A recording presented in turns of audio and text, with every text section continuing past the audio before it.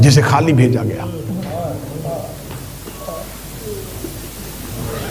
عزادار ماتمی زنجیر زن نمازی چہرے میرے سامنے بیٹھے. مجھے بول کے بتائیے ام المصائب کس بی بی کا لقب ہے؟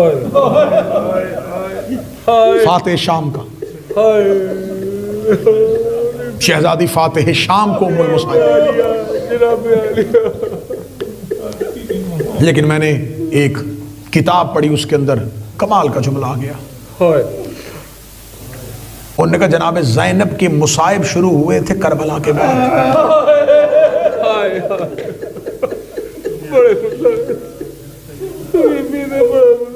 جناب زینب کے جتنے مصائب شروع ہوئے تھے یہ واقعہ کربلا کے بعد شروع. کربلا طاقاتے ہوئے بھی زینب بھائیوں کے پہرے میں آئی تھی. فاتح شام نے باپ کی شاہی کا دور بھی دیکھا, باپ کی حکومت بھی دیکھی, بھائیوں کی جوانیاں بھی دیکھی, بھائیوں کے پہرے میں چلنا بھی دیکھا. جوان بھائیوں والے مان علی کی بیٹی کی ہمیشہ رہے. مان ٹوٹے زینب کے کربلا کے بعد. کربلا کے بعد زینب کے سارے مان ٹوٹ گئے, لیکن کربلا تک سارے مان سلامت رہے. یہ علی کی بیٹی ہے جسے تم ام المصائب کہتے ہو, جس کے مصائب ہی کربلا کے بعد شروع ہوئے. آؤ میں تمہیں بتاؤں اس ام المصائب کی ماں کون ہے, جس کا بچپن مصائب میں گزرا. بچپن میں تھی, 3 سال کی عمر ہے. 3 سال کی عمر میں شیب ابی طالب میں رسول کے ساتھ گئی. شاید آج تک ممبر سے جناب زہرا کے بچپن کے مصائب نہیں پڑے گئے. آؤ میں تمہیں زہرا کا بچپن سناؤں, پھر تمہیں پتا چلے گا جو زہرا کا بچپن تھا یہی سکینہ کا بچپن تھا. یہ سکینہ کو ہی فاطمہ کیوں کہا جاتا ہے؟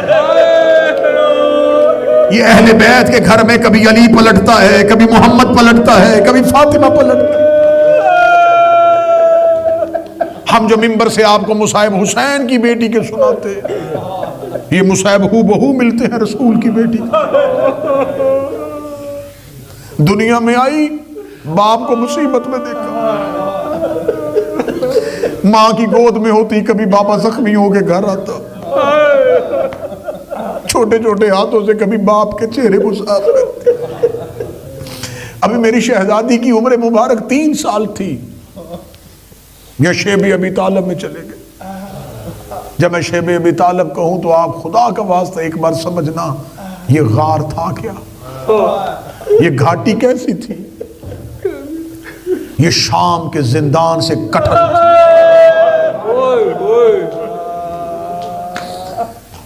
مکہ کی گرمی, نکیل پتھروں کی چوٹی, جس پر اہل بیت کو ایک غار نما گھاٹی, جس کا ایک کنارہ ایک بھاری پتھر کے ساتھ بند کر دیا گیا, اس کے اندر خاندان ابو طالب کو محسوس. رسالت مآب نے مستورات کے لیے اس غار کے اندر علیحدہ انتظام کر دیا.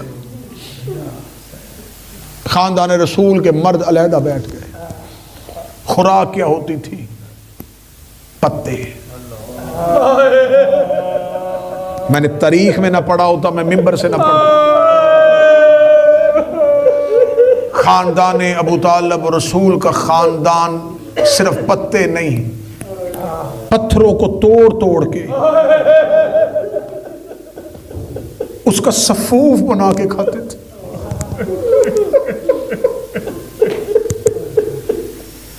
وہ جس کے خزانے شام تک جاتے تھے. جناب خدیجہ اتنی نحیف ہو گئی کہ زہرا کی ماں بیٹھ سکتی تھی تو اٹھتی نہیں تھی.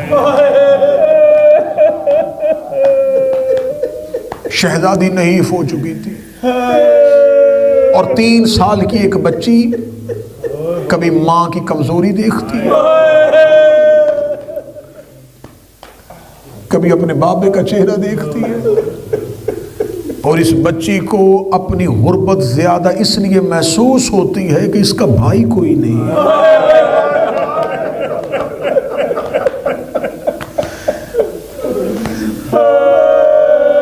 جناب سکینہ کے مصائب تھے لیکن سجاد ساتھ تھا، جناب زینب کے مصائب ہیں لیکن عباس ساتھ ہے۔ جناب زہرا کا بچپن، کبھی ماں کے پاس بیٹھتی، ماں کی کمر دباتی، ماں کی ہاتھ دباتی، اماں میں فاطمہ تیرے ساتھ۔ میری شہزادی اسی غار میں جہاں پر مستورات رہتی تھی وہاں سے چلی اور چل کے بابا کو بتانے کے لیے گئی کہ بابا میری اماں سے اب بولا نہیں جا۔ جب شہزادی زہرا جس جگہ پہ مستورات کو رکھا ہوا تھا وہاں سے نکل کے مردوں کی طرف گئی تو زہرا کو ماں بھول گئی۔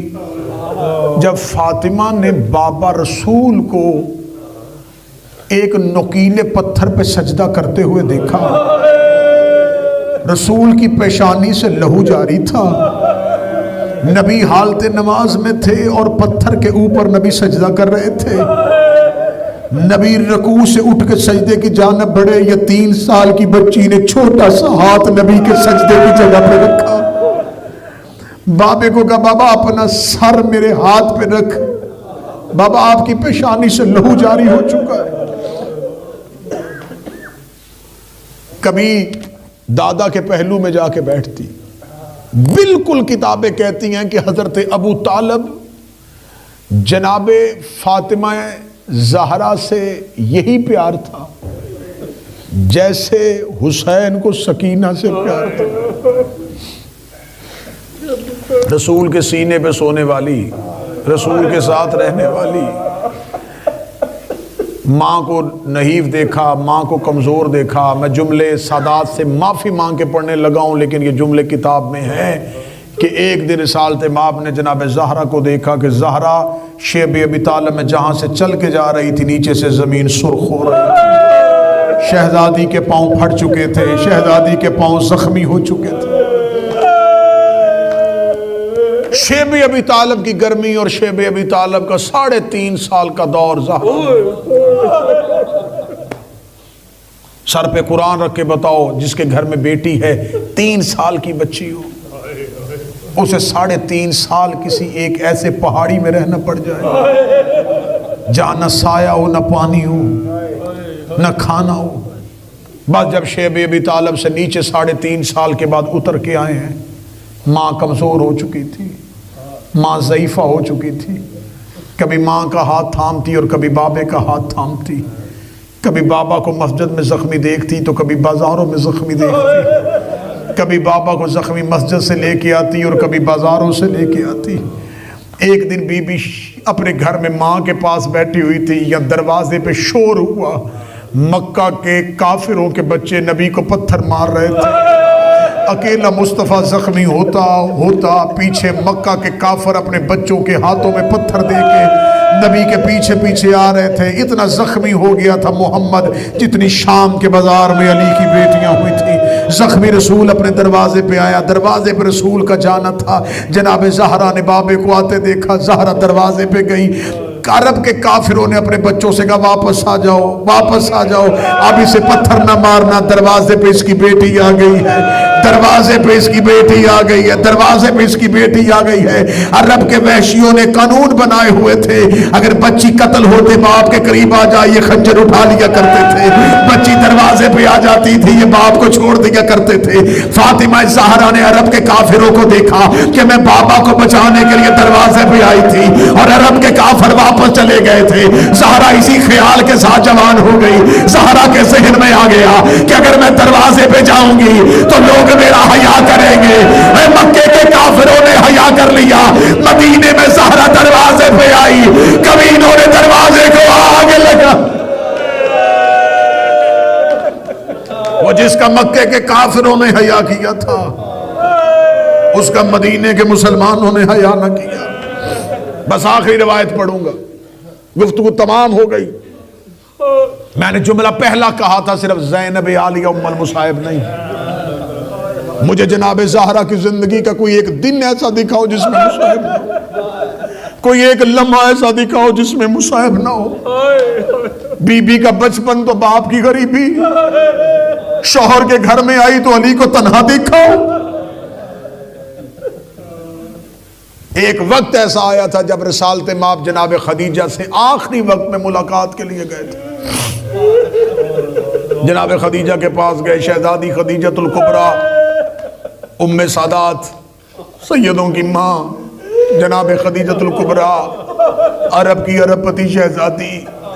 جب رسول جناب خدیجہ سے ملنے کے لیے گئے، تاریخ کہتی ہے لباس میں پابند لگے ہوئے تھے، جناب خدیجہ اتنی نحیف ہو چکی تھی، رسول کو آتے ہوئے دیکھا، بی بی نے اٹھ کے احترام کرنا چاہا، رسول کی آواز آئی ہے مادر فاطمہ اب آپ سے اٹھا نہیں جائے گا۔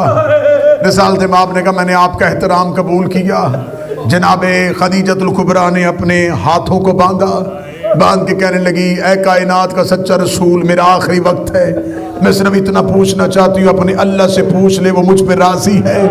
اتنا کہنا تھا، یہ آواز پروردگار آئی، میرا محمد خدیجہ سے کہہ دے میں تیرے کن کن احسانوں کا بدلہ دوں، میں نے تیری نسل میں امامت رکھ دی ہے، میری تیری نسل میں شہادت عظمیٰ رکھ دی ہے۔ جناب رسالت مآب کی آواز خدیجہ اللہ کا پیغام آیا ہے، خدا نے تیری نسل میں امامت رکھ دی ہے، خدا نے جنت کی سرداری تیری نسل میں رکھ دی ہے، خدا کہتا میں تیرے کس احسان کا بدلہ دوں۔ جناب خدیجہ دیکھ کہتی نہیں یا رسول اللہ، میں کسی کے احسان کا بدلہ نہیں چاہتی، نہ آپ سے احسان کا بدلہ چاہیے، نہ پروردگار سے چاہیے، خدا میرے شکر کے سجدے قبول کرے، میں نے صبر کے ساتھ آپ کے گھر میں وقت گزارا ہے، صرف آخری وقت میں پوچھنا چاہتی ہوں یا رسول اللہ آپ مجھ پہ راضی ہیں۔ رسالت مآب کی داڑھی آنسوؤں سے بھر گئی، رسول دیکھتے زہرا کی ماں میں تجھ پہ کتنا راضی رہوں، تو نے میرے گھر میں فاقے دیکھے، تو نے میرے گھر میں غربت دیکھی، تو نے آج تک مجھ سے اچھا لباس نہ مانگا، تو نے آج تک مجھ سے اچھا کھانے کے لیے کچھ نہ مانگا، تو نے جیسے میرے گھر میں گزارا کرنا تھا ویسے خاموشی سے گزارا کیا۔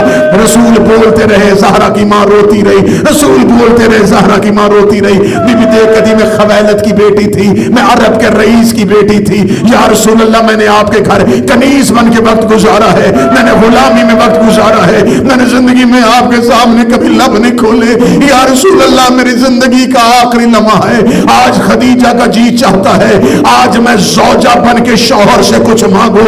اتنا کہنا تھا، رسول کی آواز آئی خدیجہ آخری وقت میں کیا مانگنا چاہتی ہے؟ جنت کی سرداری تیرے بچوں کے پاس چلی گئی، امامت تیری نسل میں چلی گئی، رو کے کہتی یا رسول اللہ پہلی بار بیوی بن کے شوہر سے کچھ مانگنے لگی ہو۔